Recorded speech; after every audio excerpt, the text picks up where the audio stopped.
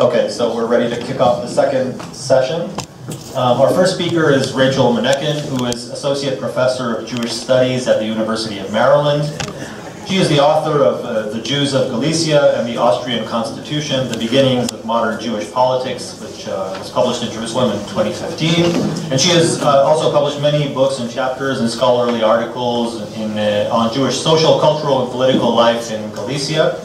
Publishing in Hebrew and English, her articles have appeared in journals such as Zion, Polin, Jewish Quarterly Review, Jewish History, and others. Her paper today is Jewish Female Apostasy in Krakow, Religious Kidnapping or Voluntary Conversion. Professor Manekin, please. Thank you. Just published one book. Any articles for one? Okay. Almost 2 decades ago, I was in an archive in Krakow, and as it often happens, I didn't find what I was looking for. Instead, I came across several files of protocols, forms filled out by Jewish converts to Catholicism between the years 1885 and 1914. Most of them, over 350, were of Jewish females between the ages of 15 to 22 from the Krakow area, mostly villages and small towns. Each protocol, it's more for show and tell, I know it's up to you. Just that's how they look. Included the personal information of the convert, the current address, and a signed declaration that the conversion was an act of free will. The address of the vast majority of the converts on their protocols was the Felician Sisters Convent on Smolensk Street in Krakow, still there. Over the years, I've collected a large amount of documents and press reports on this phenomenon, and I'm now working on a book manuscript on Jewish female runaways in the early 1900s in the Krakow area. What I will present here is part of this project, so it's a work in progress. Krakow was until the end of World War I the capital of Western Galicia, the crown land of the Austrian Empire, so it's a topic of color. A constitutional state from December 1867, Austria granted all its citizens equal rights, regardless of religious affiliation. Since Austria signed the Concordat with the Holy See in 1855, the transfer to the Catholic Church all responsibility in matrimony and education, steps were taken after the promulgation of the Constitution to slowly abolish this agreement. In May 1868, Austria published a law regulating the interconfessional relations, which was intended to give an equal status to all recognized religions, instead of their preferred status as a Catholic religion enjoyed until then. Paragraph 4 of the law stipulated that anybody over the age of 14, regardless of gender, can choose his or her religion as long as this was a result of his or her own conviction and free will. If necessary, the authorities were required to help him or her carry out their choice. The law didn't interfere in the conversion procedures required by the various religions. Additionally, there are other laws related to this. For example, according to the Austrian Criminal Code, aiding a minor to flee his or her home was considered abduction and listed as one of the acts of disturbing the public peace. All government institutions were required to provide help to parents who are searching for their missing children. The Viennese Österreichische Israelitische Union, which provided legal assistance to the Galician parents, preferred framing the parents' effort in a civil legal context rather than in a religious one. Until the beginning of the year 1900, there were no press reports on the conversion phenomenon in Galicia. But beginning in February 1900, there were dozens of articles in local and foreign newspapers that discussed the general phenomenon, as well as individual cases, under titles such as Kidnapping of Children in Galicia, Abduction of Girls in Galicia, Another Abduction of a Girl in Galicia, etc. Several interpellations in the Austrian parliament demanded the intervention of the government authorities in stopping the abduction of Jewish girls, citing the constitutional rights of parents. The press reports, as well as interpellations, All blamed the Felician Sisters Convent for keeping the girls within its walls, and one Yiddish newspaper even referred to this convent as a Schmadfabrik, an apostasy factory. The conversion phenomenon captured public attention with the early report of what later became known as the Araten affair. On the Sabbath of December 30, 1899, while her parents were in the synagogue, a girl named Helena Araten disappeared from her home. When her father showed up in the convent the next day, he knew where to go. Inquiring whether his daughter was there, he received an affirmative answer and was told that the young girl didn't want to leave the convent and return home. The father, Israel Araten, a very rich merchant, was a member of the inner circle of the leader of the Ger Hasidic dynasty, Yehuda Aryeh Leib Alter, the author of the Sfat Emet. Michalina was his oldest daughter. One of them she's with her younger siblings, and the other one, those are all in the fathers. In the struggle to ever return home, Araten met with Emperor Franz Joseph and government ministers. He also sent his account to what happened to major Viennese newspapers such as the Neue Freie Presse, claiming that his daughter was only 13 when she disappeared, which meant that she was too young to convert legally.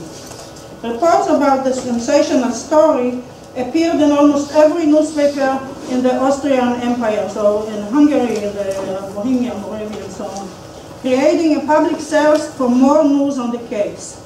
Michalina's disappearance from the convent a month later aroused special interest also outside Austria. On May 22, 1900, the Times of London published an article titled "Religious Kidnapping in Galicia." The article, sent from Vienna, was, according to the paper, from our own correspondent, and its tone was highly critical. It's a long article, highly critical of Austria, and I quote, "Yesterday, the Pastor Lloyd," that was a German language newspaper in Pest, devoted 2 columns to a powerful indictment of a political regime which thus permits both a civil and criminal law to be set at naught by the religious communities. The whole case throws an instructive light on the influence exercised by the clergy in certain parts of the empire. Another London newspaper, The Spectator, published a short article on May 26, 1900, comparing the Araten affair to the 1858 Mortara case. And I quote, "A new Mortara case has occurred in Austria. All Europe failed to release the little Mortara, who became an energetic Catholic priest and minor dignitary of the church. The girl has, of course, been baptized, and the priesthood will reply to every demand non possumus, we cannot. And if forced, it's threatened she will be conveyed secretly out of the empire." Reports of the affair were published as far as Australia, where Galicia was dubbed the promised land of the Jesuits. The New York Public Opinion, which published summaries of all important current topics in the world, recorded the Araten affair in its volume on the first half of 1900. The American Jewish Yearbook for the same year summarized the affair in a chapter written by Henrietta Sohl. The Jewish Yearbook also listed the Araten affair among the leading events of that year. I could go on and on with more press reports, but I think that this small sample is enough to give us a sense of the broad publicity that the Araten affair gained. The basic facts of the affair, as they appeared in the liberal press in the Austro-Hungarian Empire and beyond, told the story of a 13-year-old daughter of a rich Jewish father in Krakow who disappeared from her home on December 30, 1899, and who was later traced to the Felician Sisters convent in the city. Her father claims that she was led to the convent by the washerwoman who worked for the family, thus its abduction, because she was held by somebody else, and was held there against her will. When he showed up in the convent to see her, he was told to come at a later time because his daughter was not feeling well. About a month later, after several attempts by the father to see her, the nuns informed the police that Michalina had disappeared and claimed that they had no knowledge of her whereabouts.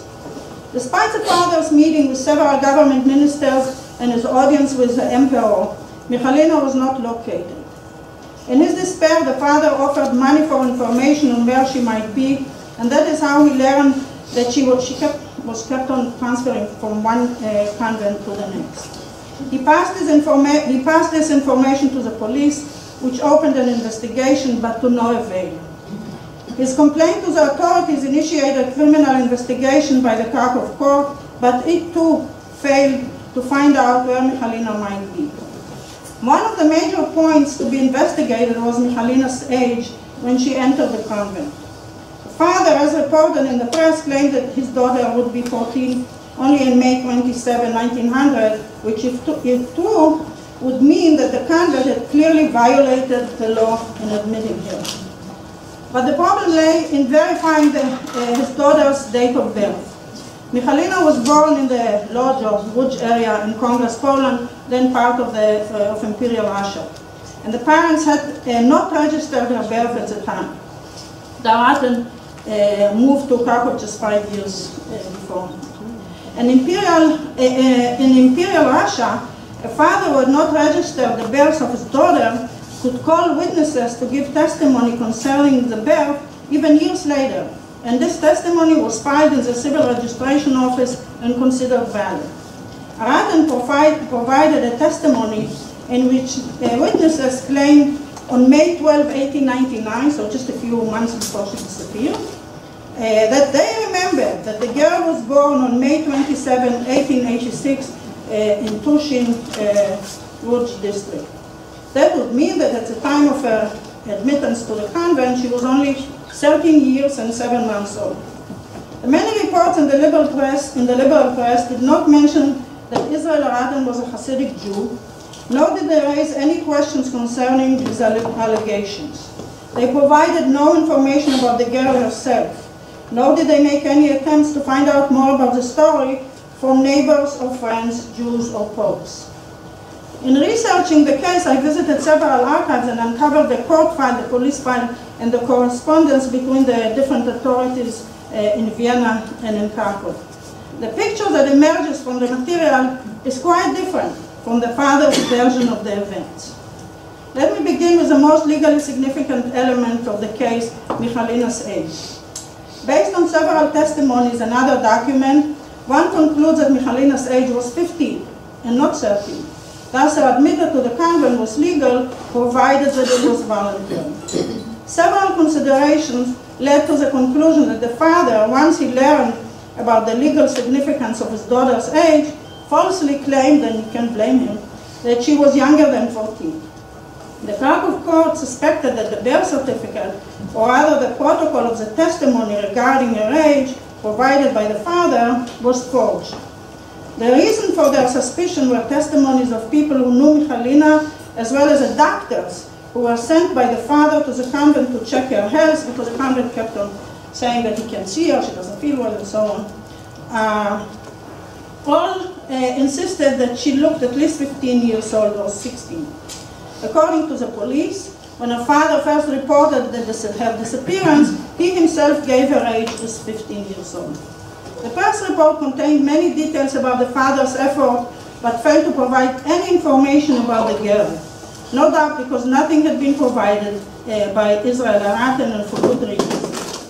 In 1895, after the Rattens moved to Krakow, her father registered her in a private, prestigious girls' school. This is an advertisement for the school, and all that kind in the English language.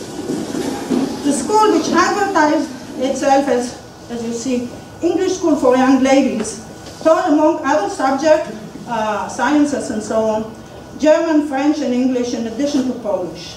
Needless to say, there was nothing Jewish about the school. The school had also a catechist, a priest who taught the principle of Christianity. Michalina attended the school between the years 1895 and 1898, at which point her parents removed her because she would later become betrothed to a Hasidic boy. Her education, quite typical for daughters of rich Hasidim in Krakow, reflected the high socioeconomic status of her parents, as well as Michalina's intellectual gifts. Also absent from most of the press account was Michalina's relationship with the Polish army doctor who lived across the street from her house. According to the doctor's statement to the police, Michalina initiated the contact between them. I don't know if he can be believed or not. And although they had taken a walk and a tram ride together, the relationship, he claimed, was purely a friendly one. When the doctor learned that a note that he had sent to her via a neighbor, had been intercepted by the father, who had proceeded to slap her in the face and beat her with his belt, he broke off all contact with her. When Michalina disappeared, the first place Israel Aratin went to inquire was to the apartment of the army doctor to ask whether he knew where his daughter was. The court file contains a copy of a letter that Michalina Aratin wrote to the army doctor just 3 weeks before leaving her home. She related that her father had informed her that since she was soon, another week, to be 15, that it was time for her to become engaged, that her husband had been chosen for her, and that the engagement would take place in 2 weeks. Michalina wrote, and it didn't come out well, so just... Michalina wrote that she had pleaded tearfully with her father not to go through with his plan, but to no avail. The letter continued, and I quote, "I must leave the parental home at any price, for I cannot possibly get engaged to the wax figure, she calls him, that my father had arranged for to be my groom." She asked the doctor for advice, but he didn't respond. The engagement was to take place on Sunday, December 24, 1899. Michalina fled her home on the following Saturday, December 30. Apparently the engagement was formalized because subsequent documents referred to her fiancé. The father mentioned nothing of this in his report to the police or in the press report, in the press. Before she disappeared from the Felician Sisters convent in Krakow, Michalina left a letter for her father explaining why she was leaving. She had learned that the doctor her father had sent to examine her in the convent, Dr. Karl Żuławski, was a psychiatrist. Indeed, he was a celebrated professor of psychiatry at the Jagiellonian University, one of the first. She feared that the purpose of his visit was to declare her mentally ill, to remove her from the convent, and to confine her in an asylum. And so she had made up her mind to go to a convent in America. She wrote the letter in Polish.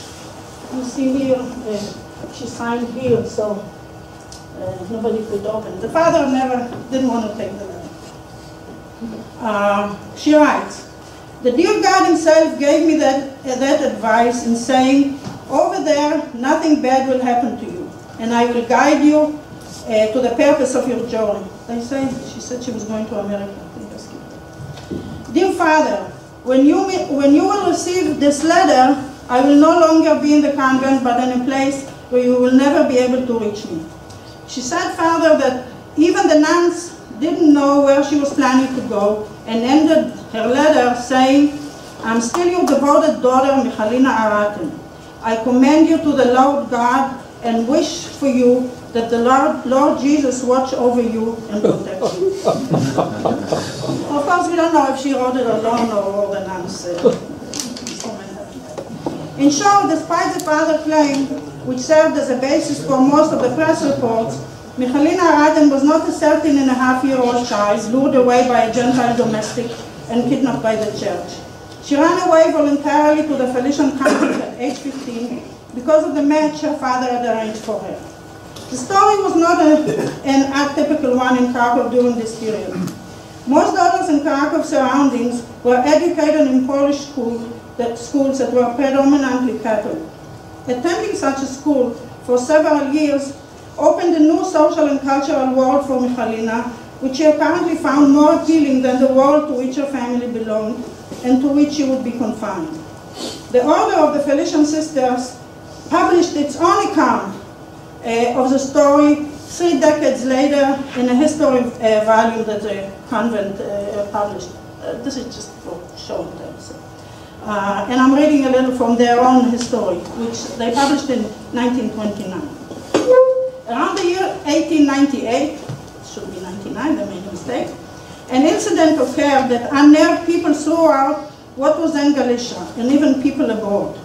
A very young and pretty daughter of a very wealthy Jew, a man named Aratin from Kharkov, fled her house, following her divine vocation and God's guidance, and sought refuge at our sister's Katachumunat, asking them to prepare her for the sacrament of baptism.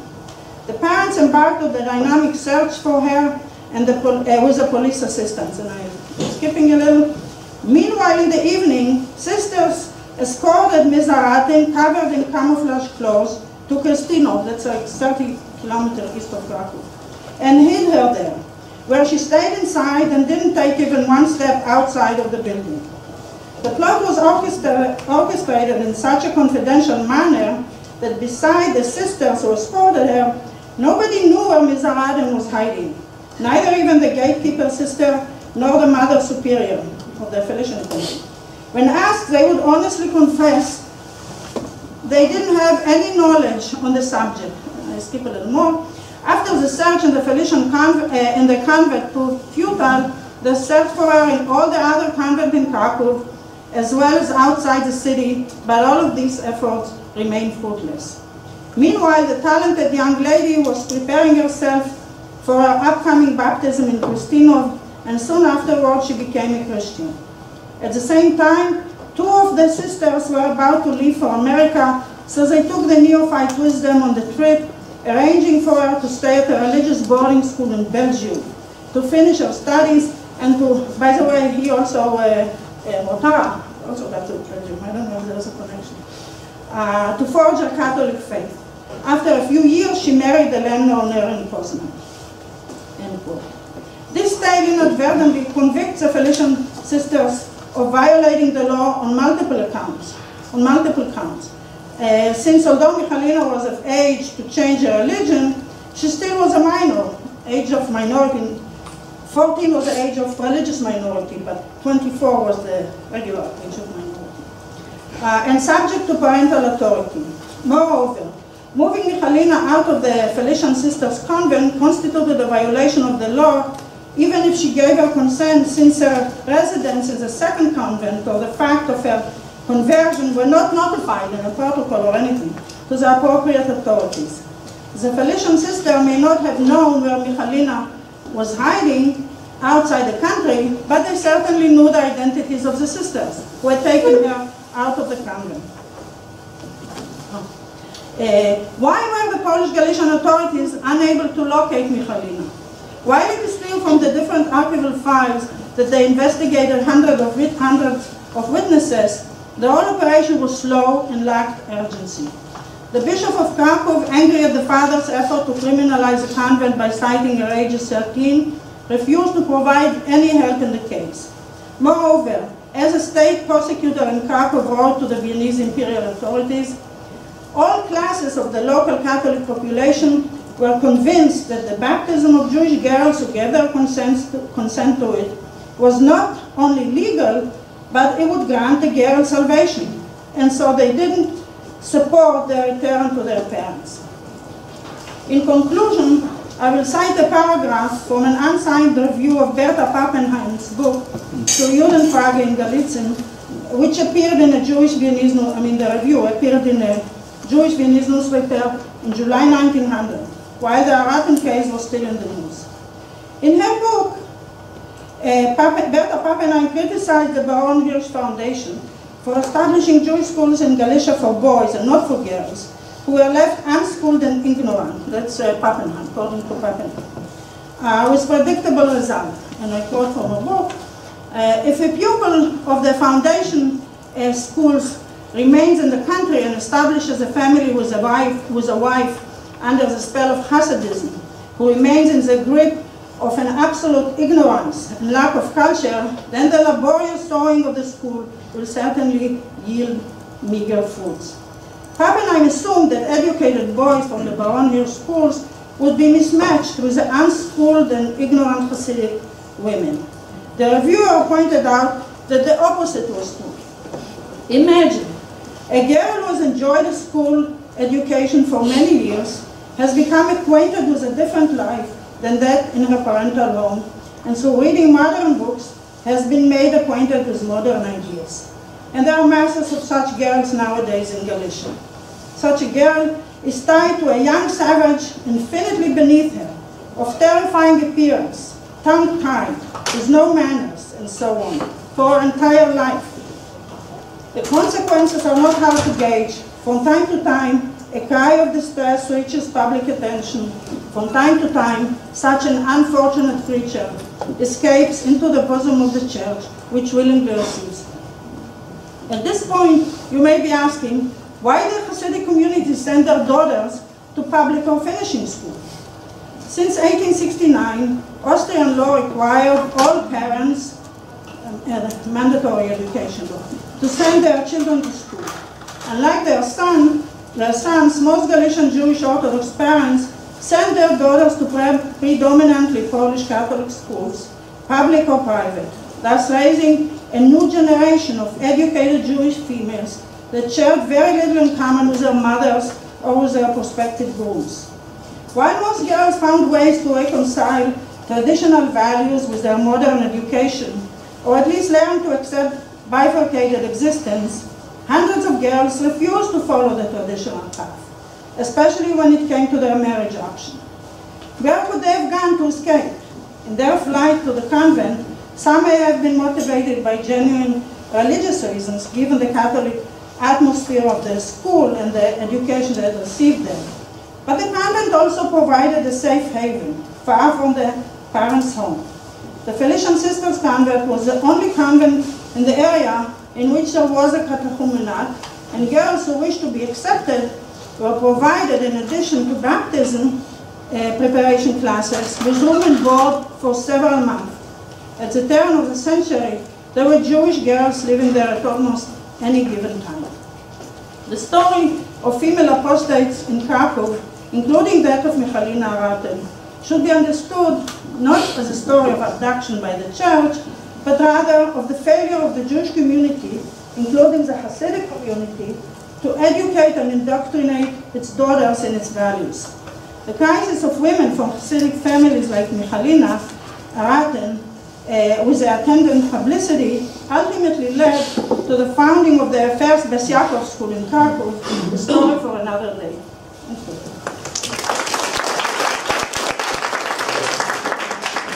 Thanks. We'll take the questions at the end. Our next speaker is Professor Agnieszka Jagodzińska from the Department of Jewish Studies at the University of Wrocław in Poland. Her academic interests include Jewish acculturation and integration, Christian-Jewish relations, conversion of Jews to Christianity, Jewish universalism, Jewish iconography, and press. She specializes in the history of the British Protestant missions to the Jews in the 19th and early 20th century. Professor Jagodzińska is author of numerous articles on these subjects, and her major book is on the missions and literature of the London Society for Promoting Christianity Among the Jews, and it was published last year in Polish, and an English edition is in preparation. Professor Jagodzińska, please. Thank you very much. The London Society for Promoting Christianity Among the Jews was the oldest and the largest British evangelical organization that carried out mission to the Jews. It was established in 1909 in London, but soon moved beyond the English borders, reaching Jewish communities in... So the London Society for Promoting Christianity Amongst the Jews was established in London in 1909, but very soon it moved beyond the English... Shall I use this? Can you hear me better? Yes. Okay. But very soon it moved beyond English borders, reaching Jewish communities on 3 continents, on Asia, Europe, and Africa. In the paper, I analyzed the evolution of the role of Christian women in the enterprise of the London Society, from a missionary wife, a school assistant, or a nurse, to a female missionary in her own right. I'm also interested in strategies which the Society adopted to reach Jewish women with its message. The chronological scope of this paper is the period between 1809 and 1939, which allows to study these issues in the longue durée. And I will pay special attention here to the case of the missions to the Jews in Poland. Throughout the entire 19th century, practically all those employed as missionaries by the London Society were men. In the first half of the 19th century, the only women who appear, if they appear at all, at the missionary stations are missionary wives. Missionary sources, produced at this time mostly by men, mention them rather rarely, only upon the occasion of their sickness or death. Their lives, however, passed undocumented or almost undocumented. For the first half of the 19th century, it's easier to find biographies of Jewish female converts than female Christian workers of the society. For tracing any information about them, we have to study the biographies of their husbands, but they still reveal little. For example, in the biography of Wilhelm Ferdinand Becker, who was the long-standing head of the missions to the Polish Jews in Warsaw, his son mentions his father's two wives only in passing. About Amelia Habel, Becker's first wife, we learn only that she was, I quote, in every respect his true assistant, the end of quote. Maria West, whom Becker married after Amelia's death, is described by her own son as Becker's, I quote again, faithful co-worker and companion in joys and toils of the mission, the end of quote. He also mentions that Maria assisted his father in the mission as a teacher.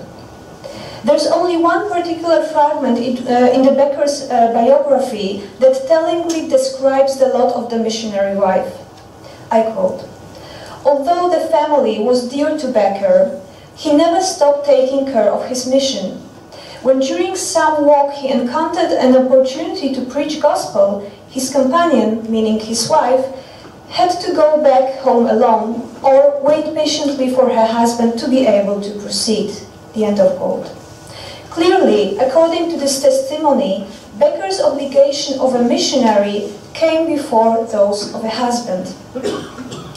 In the first half of the 19th century, a man could have been sent overseas as an independent missionary to the Jews, while a woman could have gone only as a missionary wife.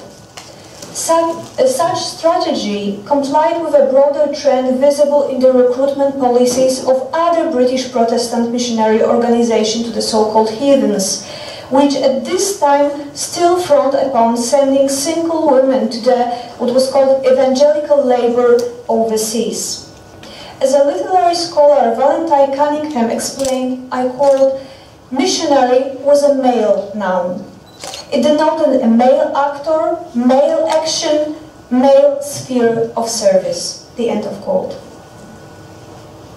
In the second half of the 19th century, most of these societies changed their approach and started to employ women as active missionaries. They also very quickly learned to appreciate the value of the service.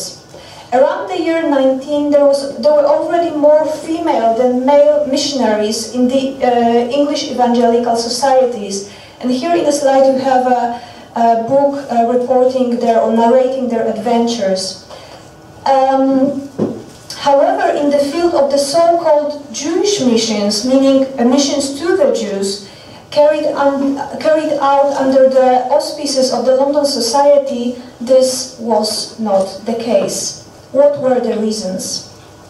First of all, missions to the Jews constituted a particular challenge for the British missionary enterprise because they were directed not to uncivilized heathens, but to whom the gospel had never been preached before, but to Coche, the stubborn people, as the missionaries perceived them, who not only had heard the gospel, but also in majority rejected them.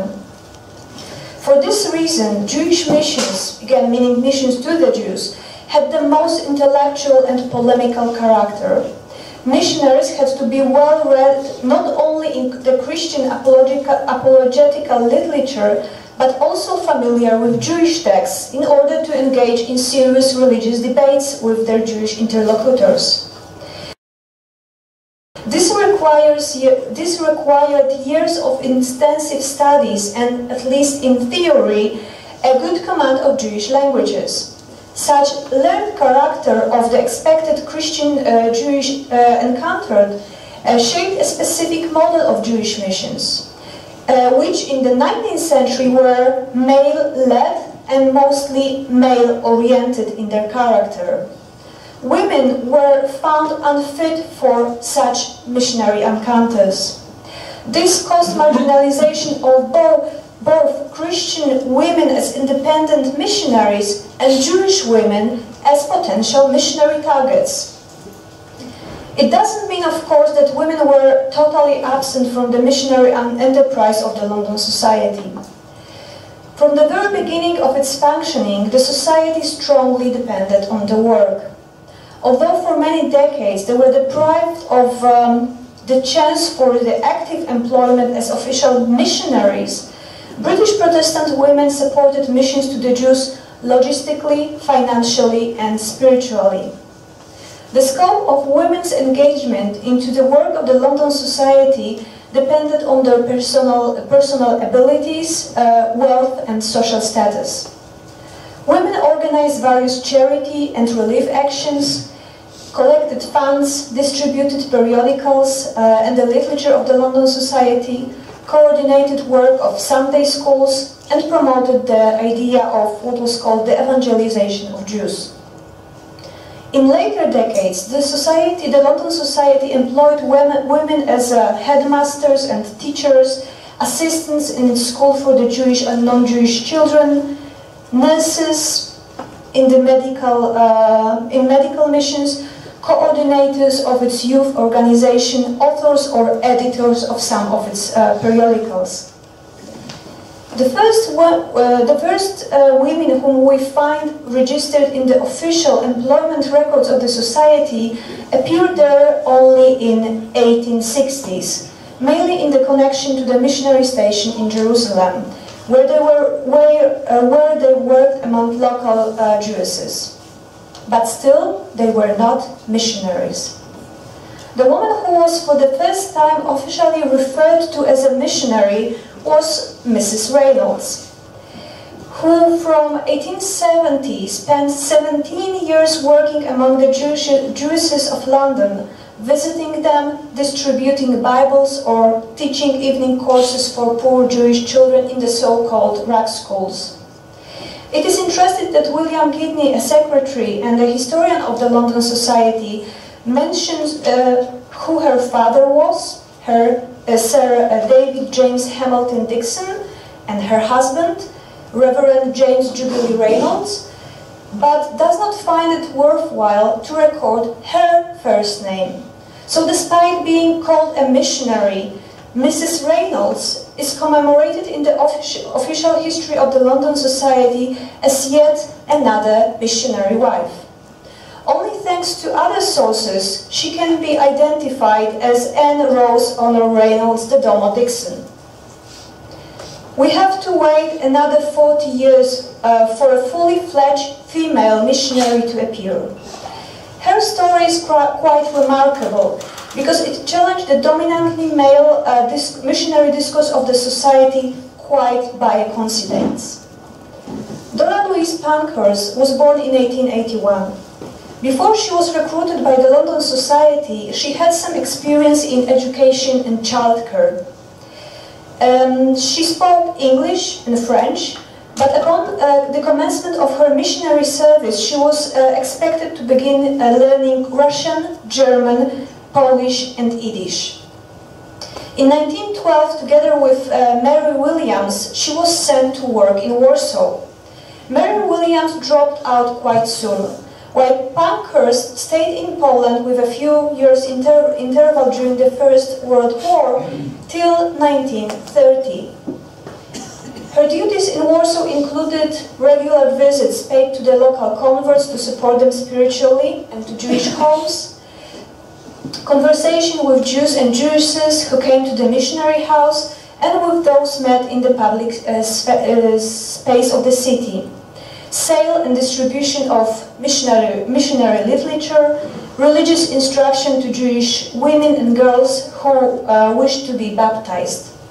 Moreover, to bridge the gap between Jewish converts and local Christian and to consolidate the Anglican community in Warsaw, she organized meetings for women belonging to these two groups. Dora Pankhurst also gave English classes, ran a Sunday school, organized workshops of tailoring. However, around the year 1930, there came a crisis. The situation of the mission station in Warsaw deteriorated. Some of its agents, including Dora here in the picture from the first from the left, suffered from illnesses. The mission was understaffed and underfunded, and it clearly lost its impetus, which was especially painful for Dora. In one of her letters to the secretary of the London Society, while requesting a furlough, she wrote, I quote, "Faith and hope do get wounded by experience, do they not?" The end of quote. Dora Pankhurst left Warsaw for London in 1930, and 3 years later she eventually decided to terminate her service for the London Society. What is remarkable in the story of Dora Pankhurst is that her case changed the official discourse of the society, in which women finally evolved from lady workers to missionaries. This, as I claim, however, was not the result of the conscious policy of the society, but happened by coincidence. Dora's work among Jews and Jewesses in Warsaw was funded by an organization that was called Girls Jewish Guild, which was a brand of the Ladies' Union for Israel, which was a women auxiliary society of the London Society. From 1897, the union issued its own periodical titled Works of Faith and Labor of Love. Pankhurst was obliged to send regular reports that were published in this periodical. The editor who introduced or commented on her reports always referred to her with pride as our own missionary.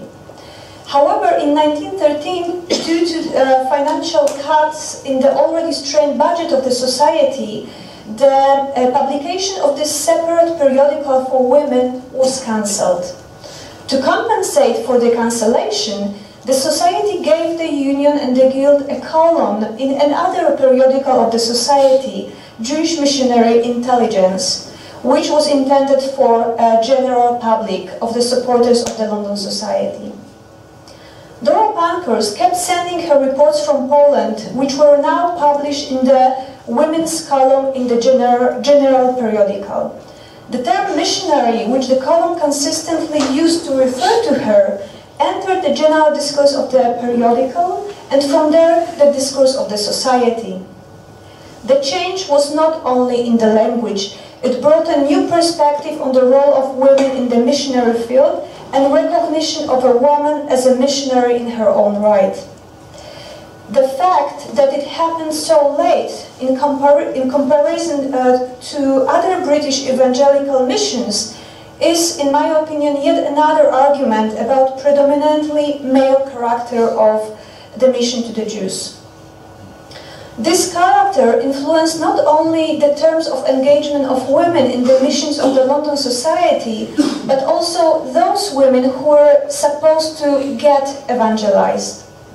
Studying missionary reports, we discovered that missionaries engaged in sophisticated religious disputes mainly with Jewish men. The 19th century social conventions regulating the male-female public conduct and the different education patterns of Jewish women impeded a wider access to them. Missionaries perceived them in an ambiguous way. The already mentioned Wilhelm Becker, the head of the missions in the Kingdom of Poland, observed in 1825, I quote, The Jewish women, being the most ignorant, are the most prejudiced and hardened, but they have a great influence with their husbands and children. The end of quote. If this was the case, the London society paid surprisingly little attention to win the souls of Jewish women. The most important and arguably effective missionary strategy was distribution of missionary tracts. However, if we consider what was distributed among Polish Jews in the 19th century, we discover that it was a selection of sophisticated and nuanced religious treatises in Hebrew, intended essentially for the Jewish religious male elites. When it comes to the missionary literature for Amcha Aretz, or the Prosteiden, uneducated men and women, the society clearly did not pay enough attention to them, although I do not think that Jews complained about it. The tracts which missionaries could offer them were sparse and rather poorly written, like, for example, this solemn and affectionate address to Jewish females published in London in 1828 for the first time in English, penned by a supposedly female supporter of the London Society who did not seem to have any first-hand knowledge about the Jews nor how to approach them. In 1892, an internal survey prepared and organized by the London Society, a survey of existing missionary literature, demonstrated quite clearly that tracts used by the Society were quite outdated and unfit for modern Jews and Jewesses. It seems that the committee of the Society did not draw any conclusion that would help to revise its strategy in this matter in the long run, because as far as in 1933, Madge Kiev, another female missionary stationed in Poland, emphasized that what was needed in the missions were not Talmudic treatises, but, as she put it, simple evangelical tracts in Yiddish or Polish. If the Society targeted Jewish women, it was not through its literature, but rather through various social initiatives, like workshops of tailoring, broidery, or basketry, which combined crafts instruction with evangelization. There were also activities of the London Society directed to both sexes, like various types of charity, from various relief initiatives to medical services. The Society also ran schools, boarding houses, and what was called houses of industry, which, although open to both sexes, in most cases maintained gender division. To conclude, the strategies and the selection of the missionary staff of the London Society in the 19th century allowed its mission to target only a limited sector of Jewish population. The gender restriction in the policy of this organization affected both those evangelizing and those being evangelized. It is evident that although the Society was interested in saving all Jewish souls, it clearly differentiated between bodies which carried them. Thank you very much.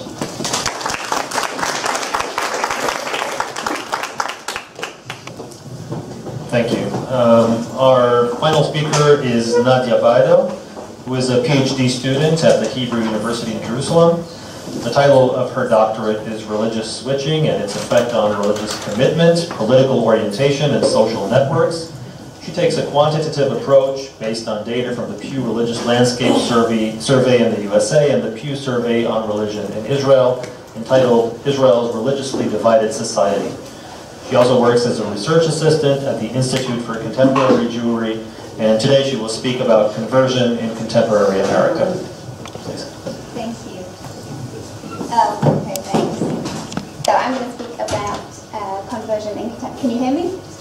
No more technical issues. Good. I'm going to speak about conversion in contemporary America. First, I'm going to give some general background. We'll look at some trends in religious switching in America nowadays. Then we'll look at patterns of religiosity. I'm interested in the effect of religious switching. So I'm going to compare religiosity of switchers, converts, and stayers. You may call them lifelong members, cradle members, people who are raised in and are still members of the same denomination. And finally, I'm going to try and explain some of these terms. Now, I'm going to use a very broad definition of conversion, following Rambo here.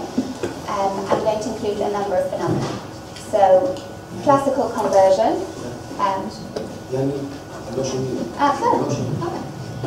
Classical conversion to a religion.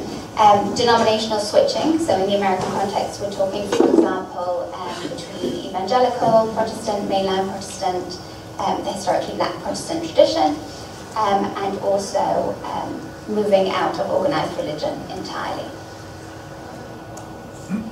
My research is based on the Pew Religious Landscape Study. The Pew Center conducts a number of surveys of religion and public life, not only in America but globally. This survey is from 2014 and it's based on Americans, took place in America. And what's special about this survey is it's got a very big sample size, 35,000 respondents. And what that means is that I can have a look at transitions between different groups, that even though they're a small percentage of the population, I can come up with sufficient numbers in order to ensure my data is robust. Now, this is the current breakdown of the American adult population. I've got here I'm showing you the main religious denominations, because although my sample is 35,000, I still had to limit myself to the biggest groups. So as you can see, the biggest group is evangelical Protestants, about a quarter of the population. Another 20% identify as unaffiliated, no religion. That includes atheist agnostics, but also the bulk of them answered, what is your religion? Nothing in particular. The next biggest group is Catholic, with around 17% of the population. Then we have mainline Protestant, black Protestants, and other. And when we get to other, we get to a lot of really tiny groups. So the next biggest group after the black Protestant tradition, which constitutes about 7% of the population, are Jews with 1.9%. So I can't go into them in more detail. I'm restricting myself just to the evangelical mainline black Protestants, Catholics, and unaffiliated. Now here we can see what's going on with switching.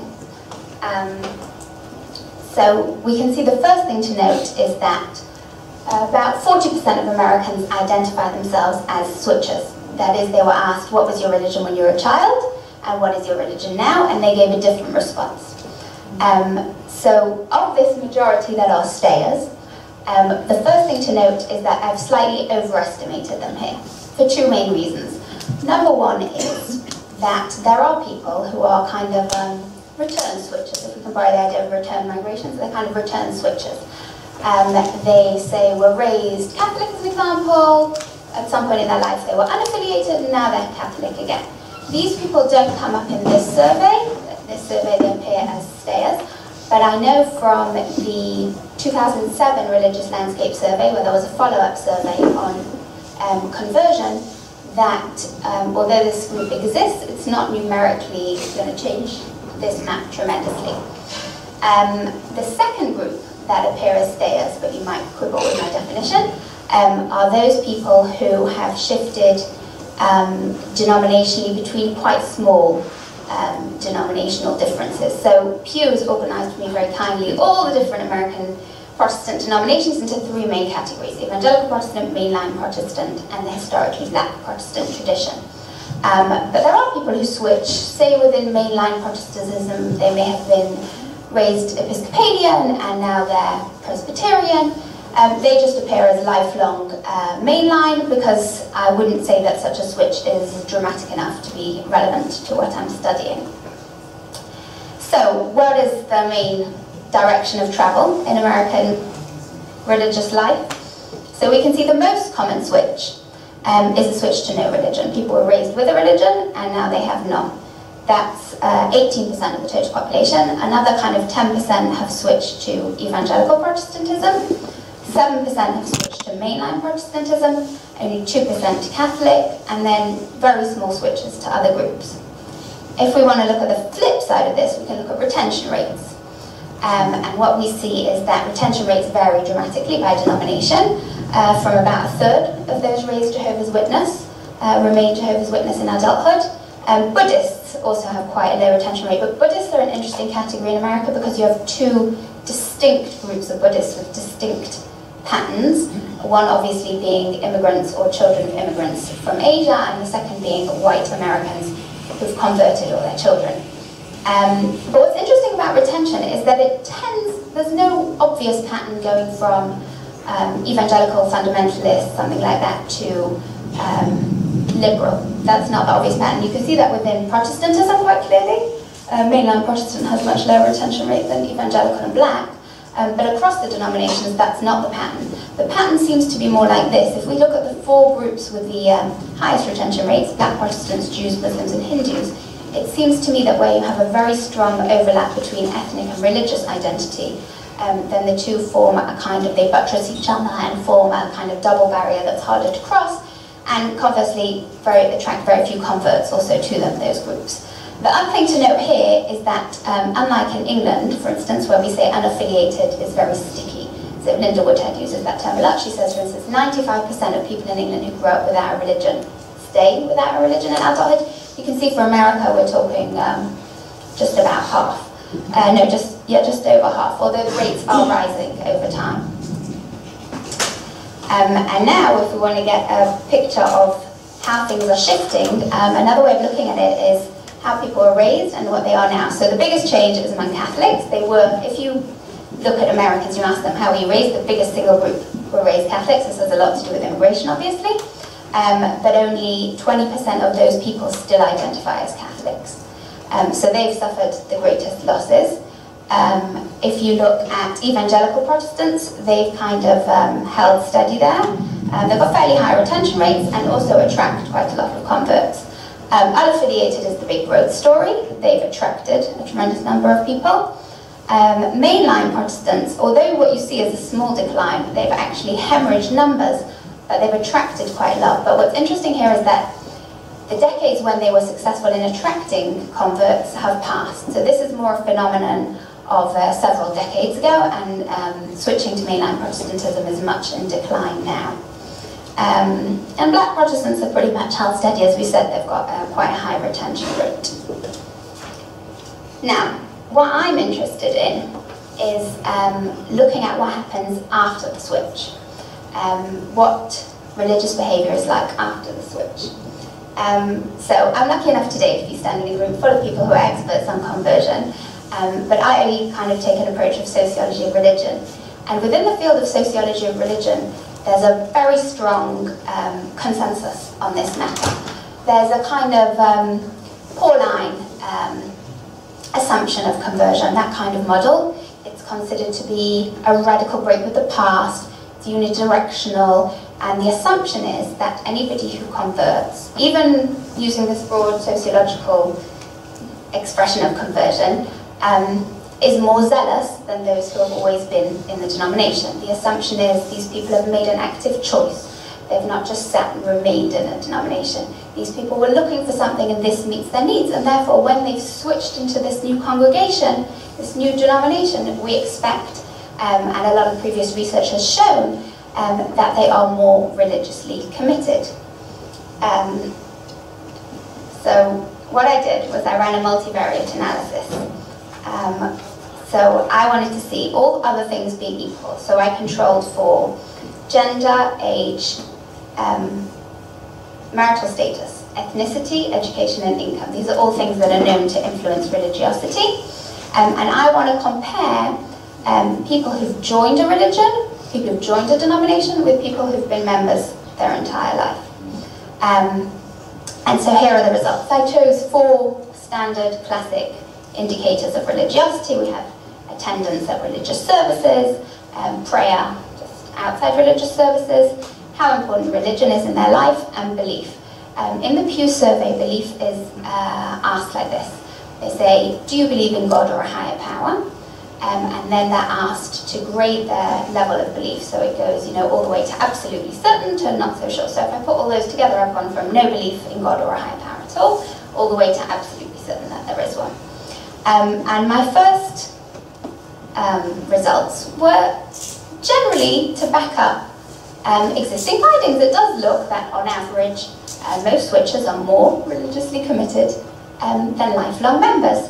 And I've divided it up by denomination here because obviously you can't compare across denominations, they have different norms and standards. But what should be noted is that along the bottom there, I have people who've switched to unaffiliated. We can call them people who've disaffiliated, left religious life altogether. And according to the logic advanced in sociology of religion, you would expect that these people would be less religious maybe, because if you're saying that they've chosen something, they're really committed to it, more than people who are like that. Because in America, unaffiliated they do all, it's not fully secular, I guess a bit like life in Israel actually. You might have expected those people to go further. If there's going to be no zealot like a convert, you might have thought they completely cast off religion. And this is absolutely not the case at all. People who switch to unaffiliated are actually on average more religious. So I thought I'd like to break this down a bit further. It interests me not only what denomination they've joined, but where did they come from?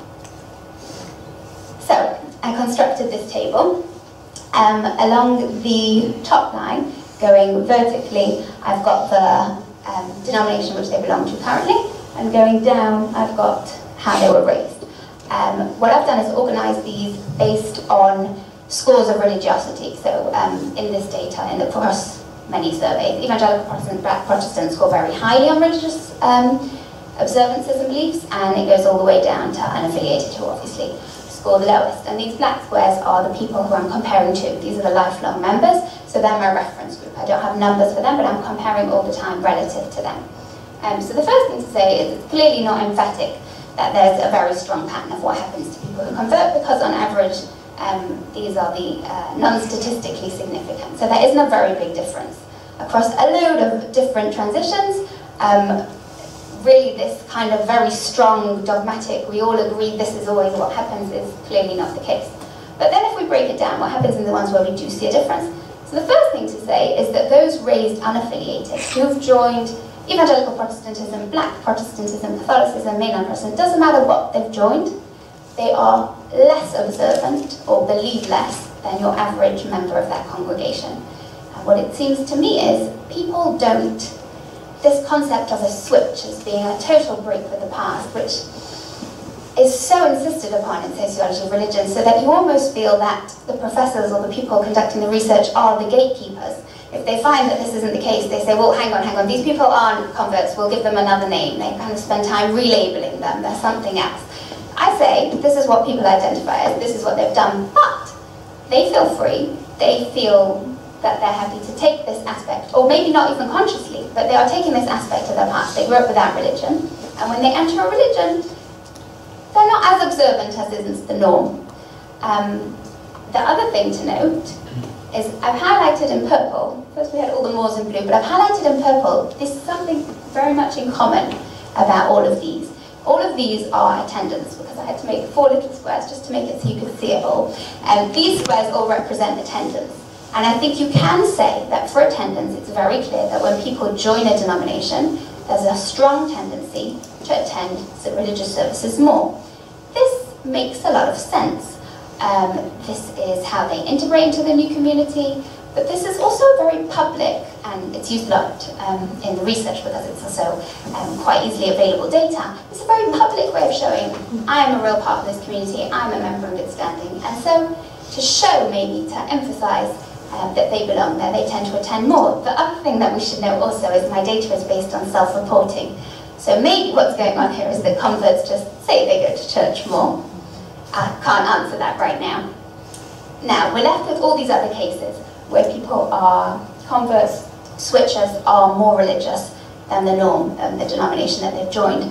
But what you'll notice is they're all on kind of the top triangle. If we consider the black line is diagonal, dividing between 2 triangles, and what all that side has in common is that people are making a switch from a more traditional denomination to a more liberal one. And this is most marked when people are switching from evangelical Protestantism. So again, it seems to me fairly clear that what's happening here is that people are moving from something more traditional, more religious in its approach, more high levels of observance expected, to something where less is expected. And again, they're occupying some kind of halfway house. They've moved a long way, but compared to people who are raised like that, They're not quite the same, they're still a bit more religious. So, why would this be? The first thing to say is that I really think that for attendance, the traditional approach is true. Switchers, converts, whatever you like to term them, do tend to attend religious services more than people who are lifelong members. Now, what's interesting about this is that a lot of the previous research very much depended upon attendance. Attendance is a very commonly asked question in surveys on religious behaviour and religious commitment. So attendance was a very available point of data. So a lot of these surveys, a lot of these researches are based very much on attendance, and so what they were describing tells you more about patterns of attendance, but it's not necessarily, I have to go back and, I don't know, find some old data to prove this, but it's not necessarily indicative of patterns across a range of religious observances or beliefs. The second thing is that, as I noted before, when people move from a more traditional, higher scoring on religious observance or beliefs denomination to one that is generally, the norms within it expect maybe lower levels of attendance, less praying, lower levels of belief, we find that they occupy this halfway house. So they take the religiosity of their childhood, they move a lot, but they're somehow still more actively religious or believe more. And traditionally, as I said before, if you go back to the 1980s and before, which a lot of the data that these studies were based on, we go back to an era where people were moving in that direction. They were moving towards more liberal denominations, towards mainline Protestantism. And therefore, what the data was describing there was not so much the behaviour of converts in general. It's not that switchers are necessarily more observant. It's that when the majority of switchers are making a move from a more traditional to a more liberal denomination, then they tend to be more observant than is the norm. But nowadays, as we're beginning to see a switch in the other direction, we're starting to see a different kind of switch, a switch going towards a more traditional denomination, and in that case we see that they're occupying a halfway house. So what we saw before that appeared to be the extra religiosity and zeal of the convert was really just the fact that converts in general tend to integrate two aspects of their identity, but in the past they were going in that direction, so they appear more religious. Should the majority of switching be the other way, then we would expect to find the opposite. The other way to approach this is from an identity perspective.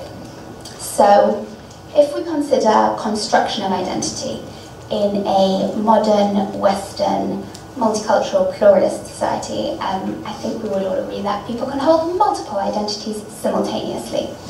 And for some reason, sociology of religion has fallen into this concept of religion as a binary, but there's no reason why people can't hold two religious identities simultaneously. There may be a hierarchy of salience, but the two can coexist.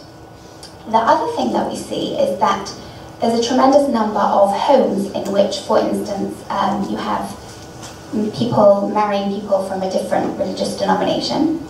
So a lot of that might be connected with what's going on. People may belong to a certain denomination, but they participate in their partner's religious observance. Or you have children raised in houses where one parent identifies in one denomination, another parent in another, and they will very often have a kind of hyphenated religious identity. They will have two identities. Some will tend to one and some will tend to another, but you will get people who tend to both, or you will get people who have one as more important, but the second also exists, also influences their behaviour. This kind of Abrahamic exclusivist approach doesn't really fit the reality in America at the moment. And there's also a possibility of choosing not to. It may be that in theory when you switch you're meant to completely change, but as we see with immigrants, there are various strategies for negotiating these kind of identity shifts. People can combine, people can choose one, people can take all sorts of strategies, and it seems to me that that's really what's going on. The other thing is the importance of socialization. Life course theory will tell you for sure this is not surprising. People are influenced by what they grew up with, so even if they've changed sufficiently to even change their identity, something lingers. Reminds me of Ibor's work on nuns who exited the convent, and then she broadened it to all kinds of social role exit. But residual, she used the term of role residual, it remains, it stays with you, and this I think is quite clear. The other thing I'd like to point out, that in the battle between the institution and the individual, it seems here the individual is winning. The primacy of personal agency is clear. Doesn't matter what religious doctrine says, doesn't matter what the institutions say. People are happy to weave their own paths. They feel very happy to pick elements from different places and put them together. And they feel very much that they are in control of their destiny and their behavior. They don't feel that they need to obey the institutional norms. I would suggest that what's going on here is a mixing of elements as a result of this feeling of agency. You don't see so much, they don't use the word syncretism maybe in relation to Western Christian kind of context, maybe nowadays anyway. But you can call it what you like, you can call it bricolage, you can call it hybridity, it doesn't matter, but it seems to me that what's going on with switchers, who again are 40% and rising of the American population, is that they combine elements of their past and current identities, and I think it'll be interesting in the future to see what effect that has on the denomination themselves and the religious landscape of America in general.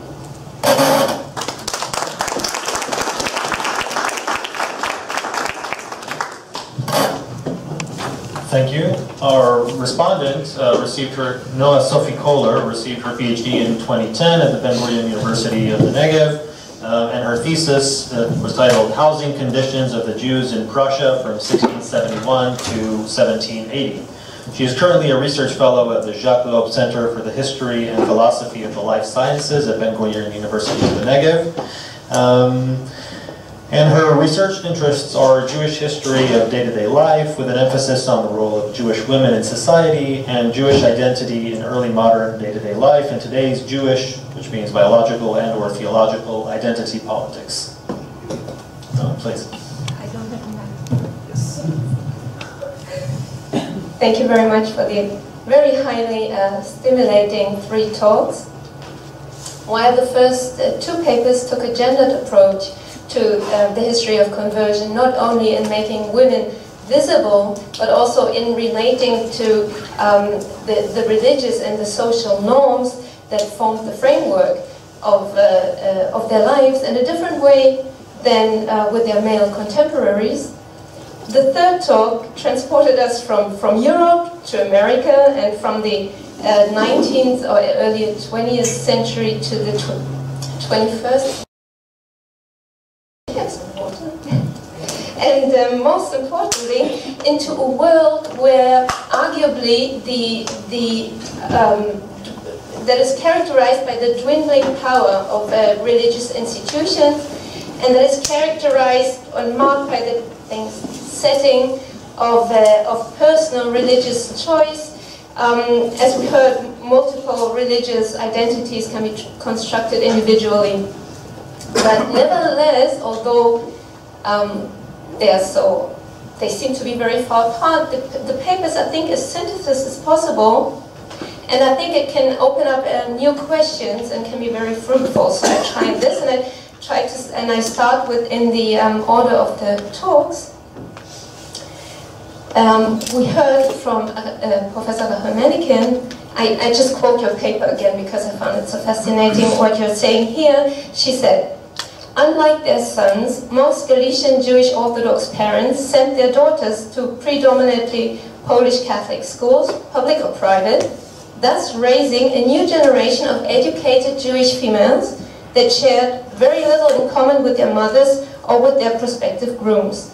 While most girls found ways to reconcile traditional values with their modern education, hundreds of girls refused to follow the traditional path, especially when it came to their marriage options. And then you discuss the role the convent played, saying it provided a safe haven. And what I find so interesting, and that I really want to share it with you here, is that we have a very, very similar constellation in the Prussian state about 100 years earlier. 100 years, just think. That is, of course, not within a Catholic environment. Prussia was evangelical and Lutheran. But we have here the constellation of the traditional Jewish father and the educated daughter who tries to escape the constricting boundaries of Jewish religion, so much so that it became a shorthand for the situation of the Jewish society vis-à-vis the Christian environment and approaching modernity. This constellation was so much of a shorthand that it was featured in a play by Aaron Halle-Wolfson. The play was called Leichtsinn und Frömmelei. It was written first in Hebrew, like a preliminary version was in Hebrew, but then it was written and finished in Yiddish. And there is a Hebrew edition that was done by Dan Miron called Kalut Dad V'Tzviut. That was written, the play came out, well, we don't really know if it was ever staged, but it was kind of published in 1796. So that is almost exactly 100 years earlier. Now, Halle-Wolfson, just a few words about this author. He came from Halle to Berlin and became he was a young man. He came into the circle around Moses Mendelssohn. He became an active part of the player of the Haskalah. He published in Hamer Sef. Also, he was also a teacher in Breslau, in a boys' school for Jewish boys, and he wrote plays with educational intentions. And I just want to sketch out the setting of the play. It's the following: you have a traditional Jewish father. He's very simple, uneducated. He's quick-tempered, and he's frequently speaking Yiddish. He falls into Yiddish. He wants to marry off his modern, educated, high German-speaking daughter, Jätchen, or Jätchen. But in this case, Jätchen is a diminutive for Henriette, and it was the same time when Henriette Herz was at the height of her salon career, whatever you want to call it. So there might be a connection here. So it was a very fashionable modern name. So he wants to marry off this Jätchen to a hypocritical Polish Hasid, Józef, and of course against Jätchen's will. Now this Polish Hasid, he pretends to be very fromm. He always studies Gemara whenever her father comes in, but in reality we learn that he's frequenting the brothel, and he's even running into debts there. Anyhow, once the daughter learns that she's meant to marry him, she runs away. Yeah, she flees her home. And where does she go to? Her Christian admirer. So you have this constellation. You have the father, you have the daughter, you have the Christian admirer, you have the flight. But now, of course, in the play it becomes different, and it becomes ideological. The nobleman, the Christian, robs her of her belongings, and he leaves her with the brothel keeper. It's the same brothel that Józef is frequenting, okay, where she sees him there. So now, the Jätchens enlightened, the reasonable, high German-speaking uncle Marcus comes to the rescue, and he brings her home, which is of course where she belongs. And in addition, he exposes the Hasid. Now, of course, we have the character of the uncle that corresponds to the enlightened person. He's reasonable. He speaks High German. And the father and the daughter, the stereotype of the old Jewish tradition and the new Jewish world. This young daughter, she is educated, but it's the wrong way. She's unreasonable, and it's the wrong enlightenment, right? So I think the major contentious issue that upsets the balance here in this play is the dominion of the father. And it acts out that on stage that Jätjen openly refuses to marry this Hasid, and she says, I would like to see who can force me into marriage. No father can do that, I will have my own will. And her father is very infuriated, and he's shouting and cursing in Yiddish, and if you're always on the lookout for new Yiddish or old Yiddish swear words, you can check, you can enrich your wisdom there. But there's also, you know, he's screaming and he's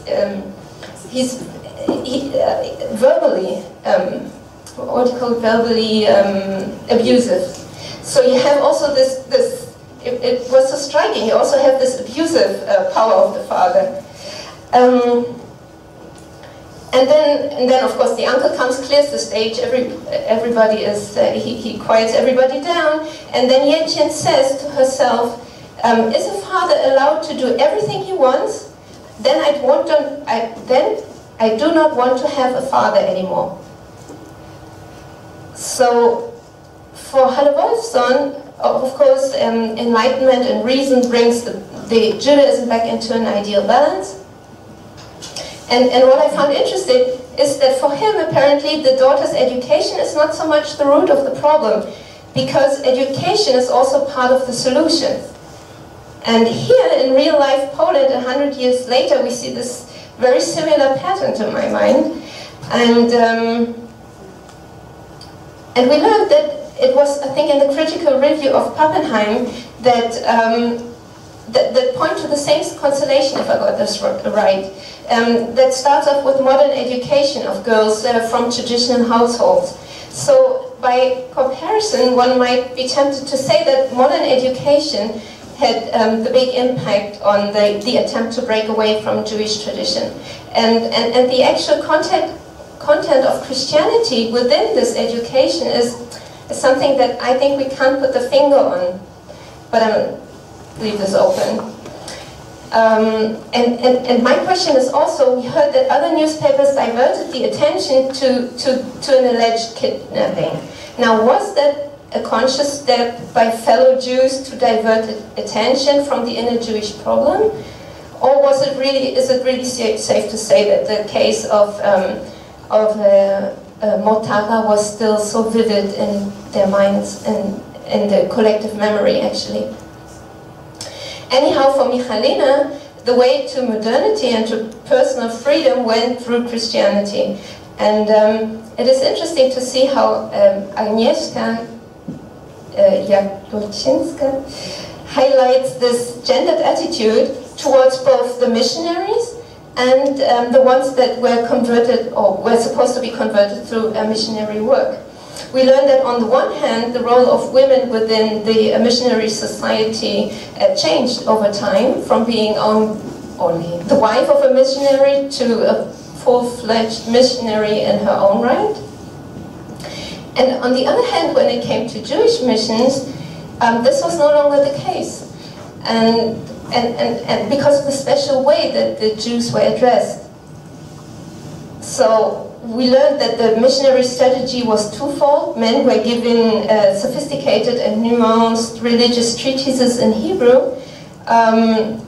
So, as you said, they had to be well educated in apologetical literature, but also familiar with Jewish texts, the missionaries, which, as you pointed out, marginalized Christian women as missionaries and also Jewish women as targets. So, while Jewish women were addressed by social initiatives, and I think it would be very interesting to find out what these underlying reasons for this gendered approach are. I read, but I might be wrong, you prove me right, I read that in 1844, the branch of the London Society which worked in Poland, like in Warsaw, Lublin, Kalisz, and Krakow, occupied in all 6 Christians and 7 converted Jews. I suppose these are male Jews, in case the numbers are right. Did converted Jews had a hand in this gender separation approach? Because it was anachronistic, as you say. with the female workers in other fields of the occupation within the society. Because now I come and I try to bridge to the third paper, quoting from the third paper, Nadia Beider said, quote, "Religious conversion and switching do not necessarily entail a radical break with the past.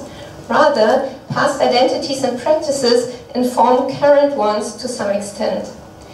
Is it, well, in case it is possible, I don't know, but is it possible to apply the result of a study done today in America to the constellation in the past? Because, I mean, the sentence that I just read out, it sounds very convincing, I think, and generally valid. If the religious past of a convert has an impact on the new way of life, then the converted Jews saw society, converted Jews, right? So society still separated in studying men and in domestic women. Or is that maybe only a reflection of a general reflection of the impression of Jewish society? Was Jewish society perceived generally as being more gendered than the Christian one at the time? Because what is interesting here is, as we have heard in the talk by Manekin, is that many Jewish girls learned in Catholic schools, which seems to be a contradiction to the impression that women are most ignorant, prejudiced, and hardened. So I want to leave all these questions open, and just for a short time go back to our last paper, where Nadia Beider showed that, as she said, quote, "Although affiliation might have changed, people still feel free to incorporate aspects of their previous patterns of religious commitment into their current religious habits." So if we can transfer this to 19th century Europe or early 20th century Europe and have a close look on conversions to Christianity under this aspect, I oftentimes get the impression in Jewish historiography that Jewish conversions are being treated as a way of getting out of all kinds of troubles. Also, including economic and career restrictions. Like, I'm just saying because someone just spoke of Todd Endelman's leaving the Jewish fold. So it's the point is the leaving of the Jewish religion. Maybe we could start tracing a more or less successful, rather than just tracing a more or less successful assimilation into the host society, we could also focus on the religious experience and expression within the new found religion. A little bit along the lines as we've heard now in this highly interesting talk about Joseph Wolf that we heard this morning. That could be, I think, a new research aspect, and it would add a great deal to our understanding of the impact of conversions by Jewish family members on Jewish families, and also on the relations and the fabric of Jewish and non-Jewish society. So I leave now all these questions open, and probably everybody else also has questions.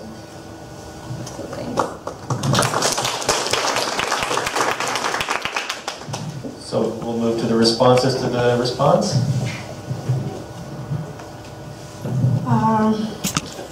I'll start with your last point.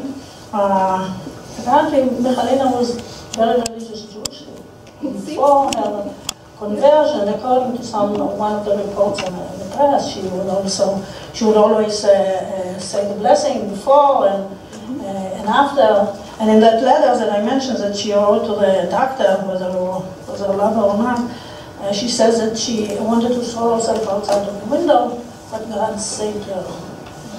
So there is, I didn't know how to tie it in, that's why I skipped it, but now I have some just one point.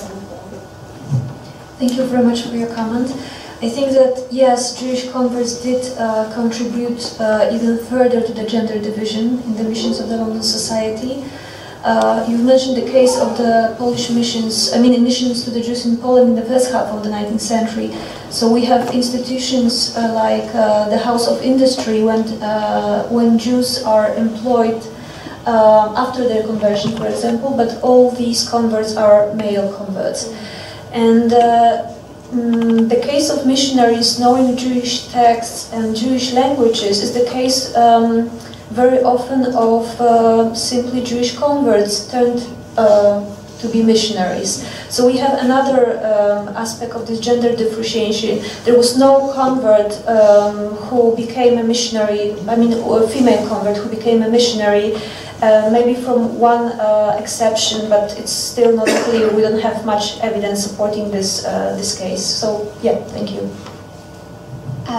As to whether in the past people combined their past, I think there are many people here far more qualified than me to speak about that. From a sociology of religion point of view, the work by Meredith McGuire on lived religion, she suggests very much yes. As you say, it's logical to assume that if they converted for economic or social reasons, that might be the case, but this is a room full of experts. So I guess we'll open the floor to questions. So, Donnie, please. Yeah, I want to ask Nadia, I know you deal with the data that you have and the questions were asked by the interviewers, but I was sitting here and I'm saying, this is a very strange definition of religiosity. Do you go to services? Do you believe in God? And a few other things. I know in the Jewish surveys they ask a few ritual questions, but does no one ask about attitudes toward fellow people, charity, honesty, sexual morality? These questions are not asked at all to determine whether conversion made any difference in these people's lives?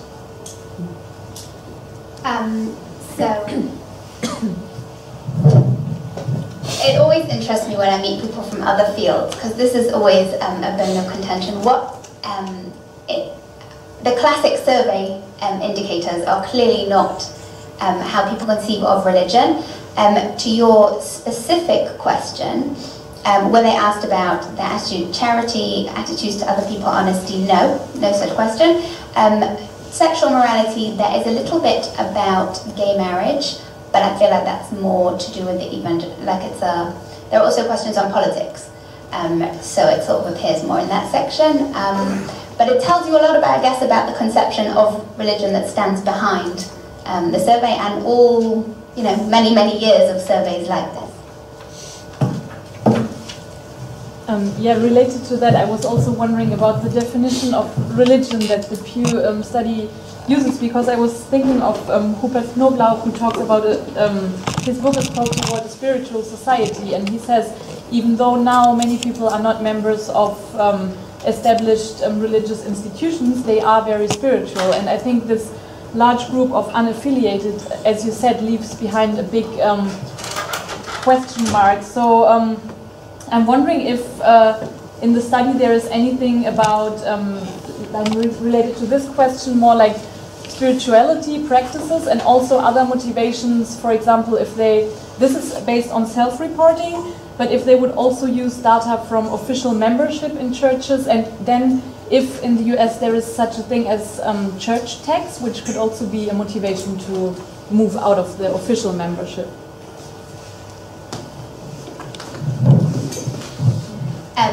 There are 4, this was kind of an early stage of my research, what I presented today. I've since included, there are 4 measures of spirituality.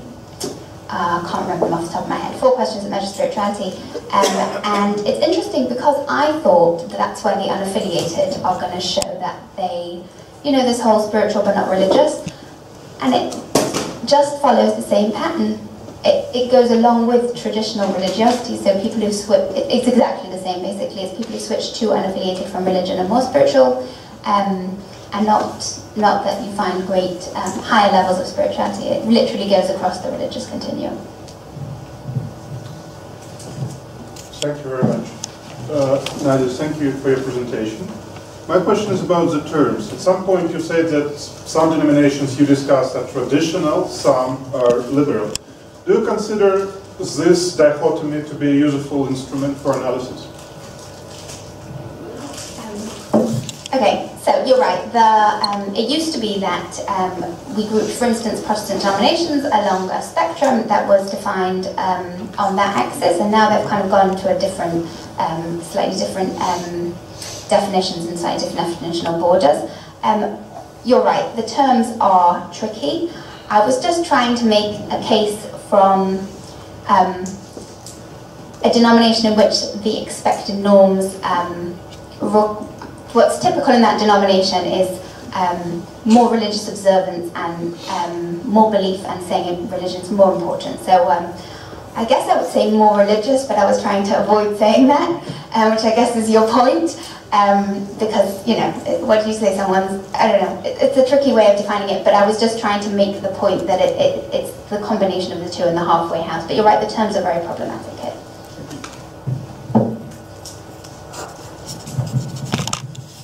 My question is also to you, Nadia.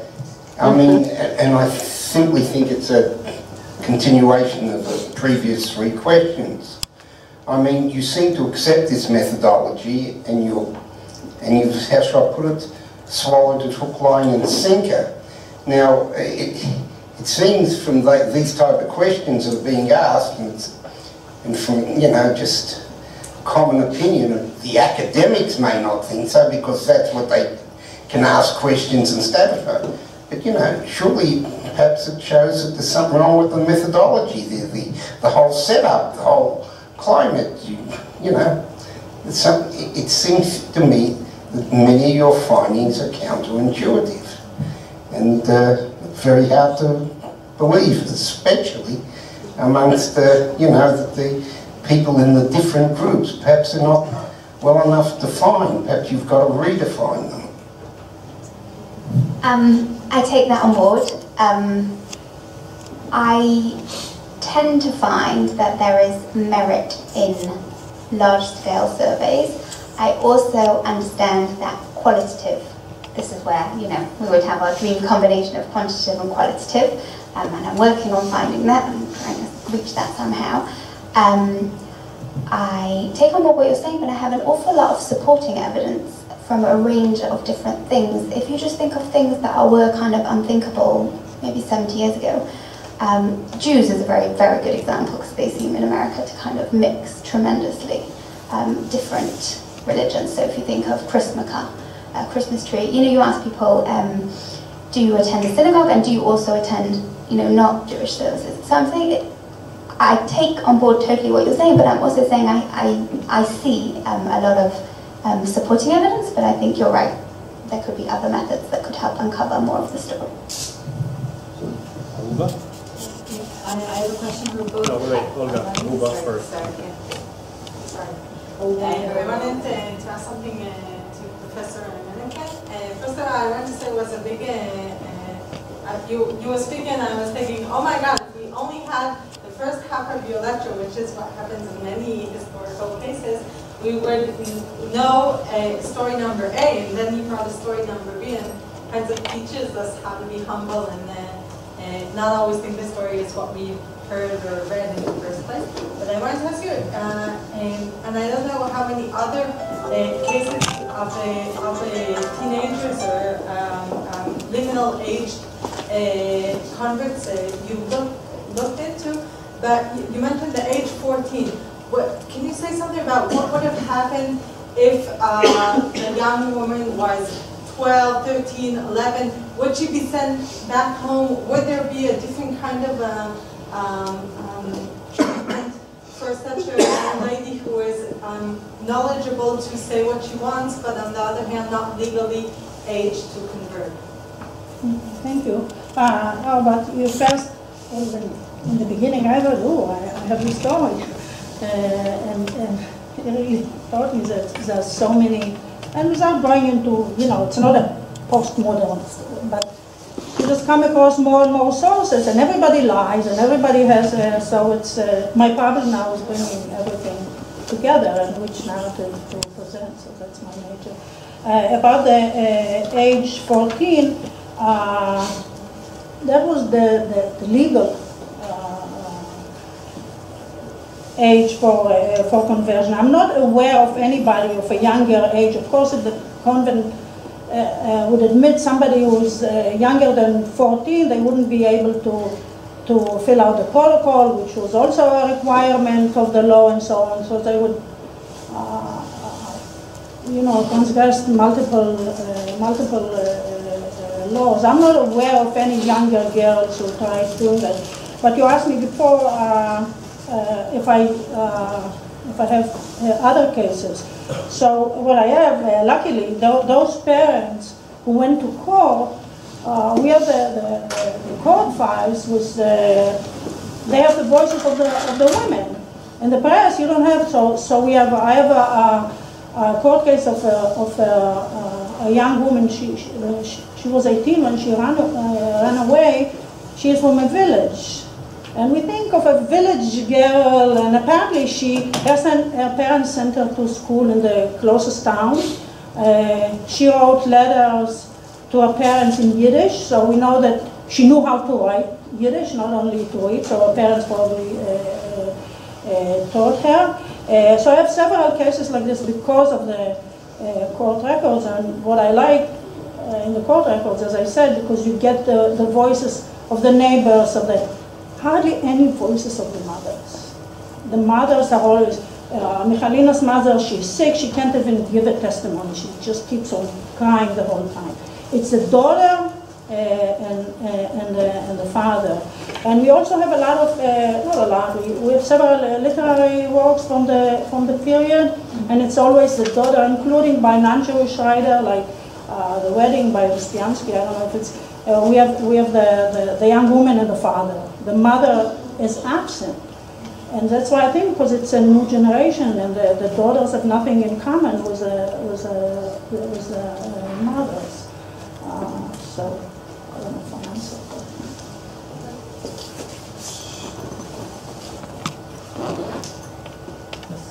Sorry, No, it's you. thank you. Two questions. One for Rachel, one for Agnieszka.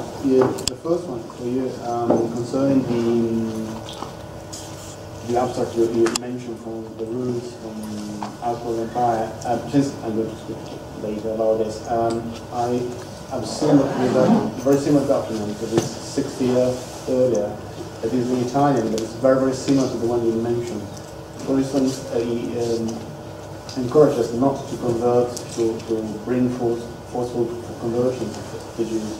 So I'm wondering if there is any kind of connection between that. So if you have found any earlier draft or reduction of the law you were mentioning in Germany about the ruling or conversion of the Jews. Well, I don't know if I understood you correctly, please. Well, you mentioned this. If I didn't. You mean that paragraph 4 about age 14 and conversion? Is that what you're asking about? Yes. Yeah. So it doesn't mention Jews or non-Jews or any other religion. Okay. It's just switching from one religion. That was the whole purpose of the law, is to level down, so to speak, Catholicism with all other religions, and of course the Catholics were up in arms against this law because it allows converting from one religion to the next. And then at the beginning I saw age 14 and I asked myself, what were they thinking? I mean, what does a 14-year-old know? But if we think confirmation or bar mitzvah or whatever, it's around that age. This is when one is accepted into a religious community. So I guess that's makes sense if you think about it like this. The second question is shorter. It's about you. If I remember correctly, you wrote something. You just put it down very, very, very fast. But they were encouraged to write in Hebrew Talmudic treatise to convert, but it's kind of abstract with some hints to evangelical belief.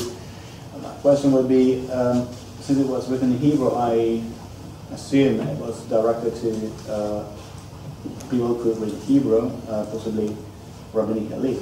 I'm wondering how much persuasive were these texts that should address people who were educated or well educated in rabbinics. And what to say, if I had to convert to Christianity and I had a strong rabbinic education, I would enjoy some more intellectual engagement that takes in that, not just to hear entries, and this is the Son of God. Thank you.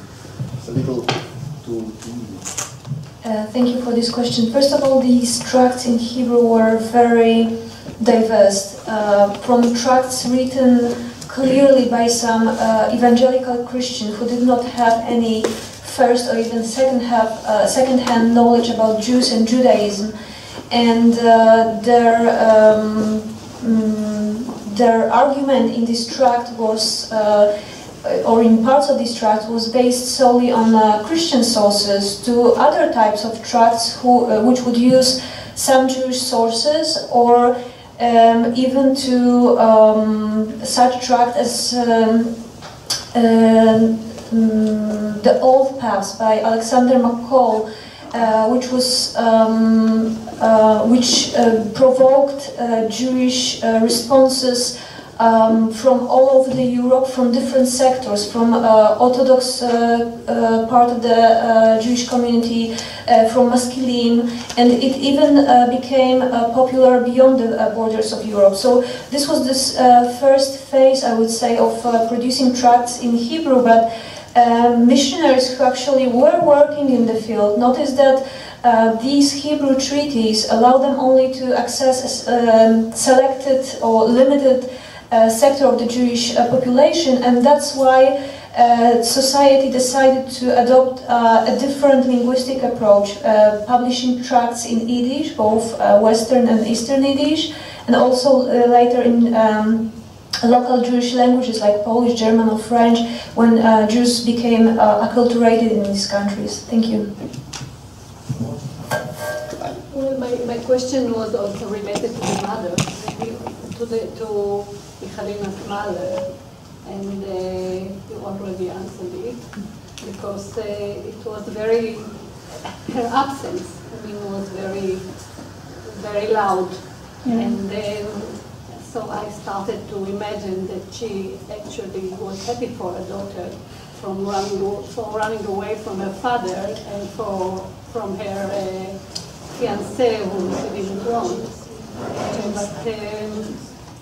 But probably this is my imagination, but you should write a novel, and then you can imagine as much as you want. I can add a little about the mother. At one point, the father brought to the convent a doctor's note that the mother is very sick, she's close to dying, and he asked the convent to let Helena, in the company of a policeman, he said, to bring her home to her mother. And he claimed that the nun said, well, she'll see her in heaven, which is contested. Talking about a novel, Yaakov Wasserman, and I just discovered it by chance, because this novel,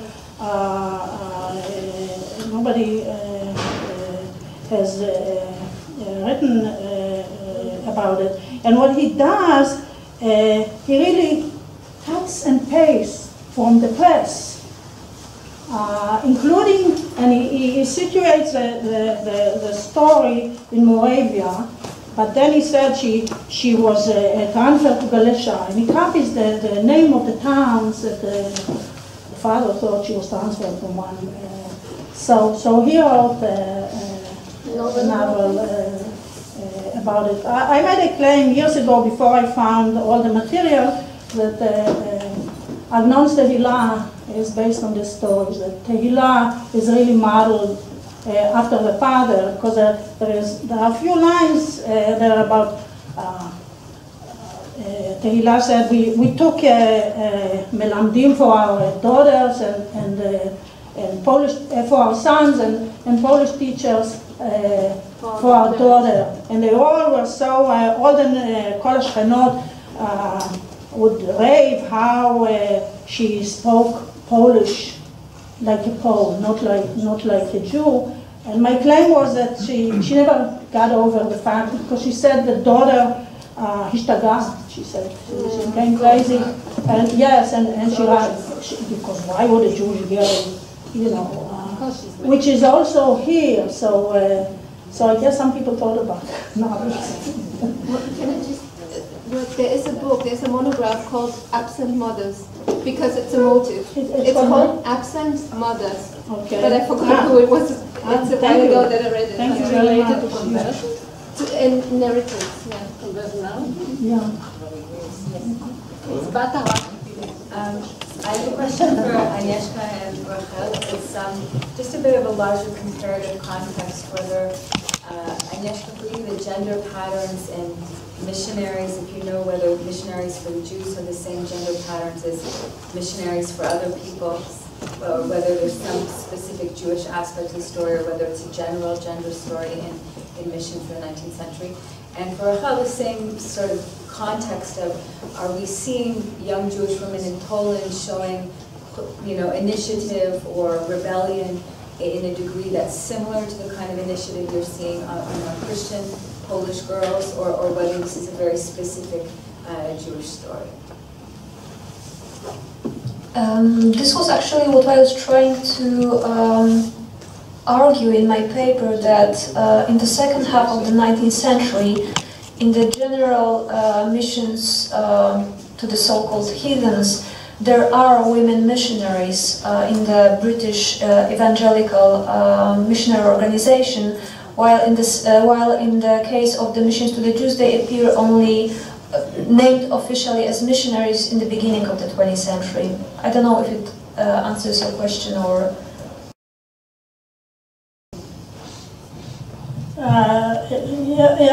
Thank you for the question. I wasn't really thinking about it in this context. Well, Polish girls went to Polish schools. I was almost, it was natural for Jews too. But this is also, I didn't mention it, it's the height of the feminism period in Galicia. There were other fights involved of letting girls go to high schools and so on, but not in terms of the religion. But I have to think about it. It's important to see this context too. So thank you. Thank you. This is a question to Agnieszka. I wonder if there are some reports of the London Society or similar societies elsewhere, if there are such, which convey how they went about when they made the program how we want to convert this population. So how they planned it, and whether they went, which seems to be smart to do, went to the period of greatest expansion of Christianity, to early Christianity, to see how this happened. And if they would have done that, they would have seen the role of women, the major role of women in this process. So are there reports? And if so, how did they plan it? It's an interesting question, thank you. There are actually instructions for the missionaries of the London Society, how they should behave, what they should do, or what they shouldn't do. And also there are some sections of this instruction which relate how they should approach Jews.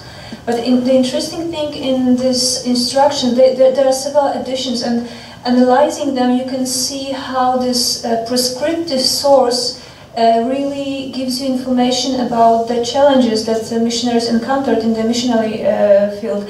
So the interesting thing is that women, both as a target of the mission, as missionaries themselves, are missing from these instructions.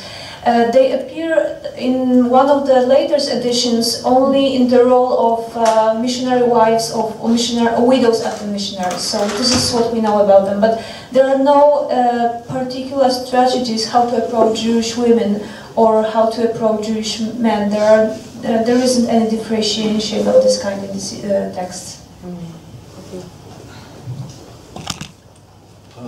I also have a question to you, but it's more out of interest. It might be totally off the wall, but what do you know about the family of Dora Louise Pankhurst? Because when you said Pankhurst, I immediately thought of Emily Pankhurst, right? And one of the, which would have more or less been around the same time, and a suffragette, and in a way this woman does something similar, though not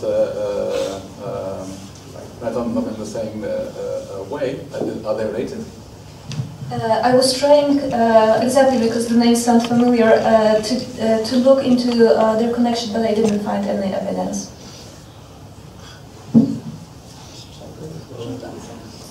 I think that's all the time that we have, so let's thank our speakers again.